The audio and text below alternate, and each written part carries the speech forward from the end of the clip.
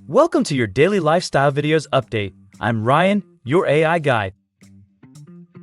Today we are looking at the 30-day market snapshot for the town of East Gwillimbury.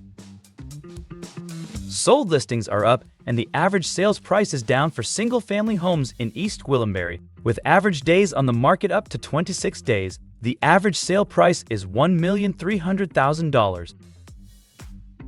Looking at townhomes, sold listings and the average sales price are down, with average days on the market down to 9 days. The average sale price of a townhome in East Gwillimbury is $975,000.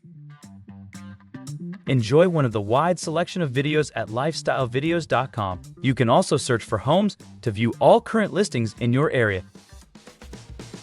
Connect with one of our experts today if you are looking to buy or sell your home and embark on your journey towards the lifestyle you've always dreamed of.